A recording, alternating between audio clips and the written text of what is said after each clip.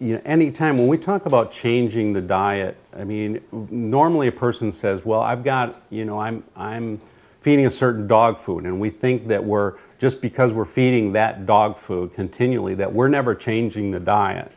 But when we talk about stress, when we talk about water, we're talking about becoming exposed to other bugs, changing the environment, or all stress related. You're essentially changing the environment, and so that affects the flora in the intestinal tract. When you affect that flora, you're going to throw it off. When you supplement with Flexx, you're constantly putting in fresh probiotics, and we're creating with the prebiotics and keeping the flora in the right levels. We're less likely to have those problems of having a loose stool because of stress, because of change in water, change in environment, those sorts of things. When you're using Phytovite or Flexx, you're much less likely to have the diarrhea issues when you're traveling. But if for some reason you need to use an antibiotic or metronidazole or some other drug, Phytovite will help get that intestinal tract back on track quicker after you've withdrawn the product. Okay. One thing that Phytovite works good for is tearing. A lot of times the yeast and candida will get into the eyes and cause irritation. Then you get more tearing. There's been other products on the market that have used tylosin sulfate, which basically is an antibiotic. The problem you can get into with a long-term antibiotic is that the flora is very important. You're going to kill the good bugs right along with the bad bugs, and dog foods are not required to put biotin into the dog food. If you're on a long-term antibiotic treatment and you're not supplementing with biotin, your dog could run into a biotin deficiency. Okay. Because dogs do require biotin, it's just made by the flora in the intestinal tract, and that's where the problem could be. Yeah. One thing that we have in Phytovite is Yucca shadagra. It's a desert plant from the southwest, and one thing that's in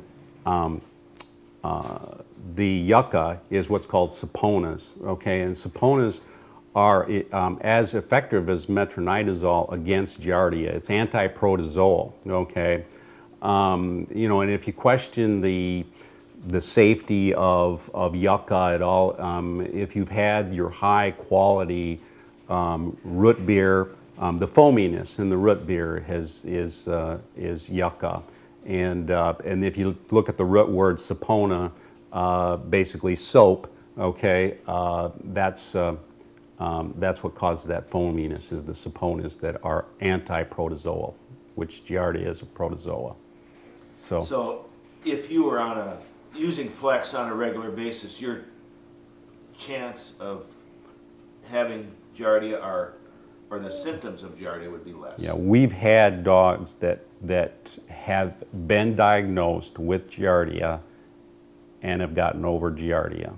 As far as our dosage on Flexx is concerned, we recommend 1 ounce for a 40, 2 ounce for an 80, 3 ounces for a dog above that. We balanced Flexx for the to be fed. Not to say I'm telling anybody to go to 15, 20 times the recommended amount, but we balanced it for the upper levels so that a person would have to feed 15, 20 times the amount of Phytovite. As far as safety is concerned, we've had a 60-pound lab eat a whole 2-pound bag in one sitting. And did they get diarrhea? Yes. We've had a dog that puked. But for the most part, they were all fine the next day. So we balanced it to be very safe.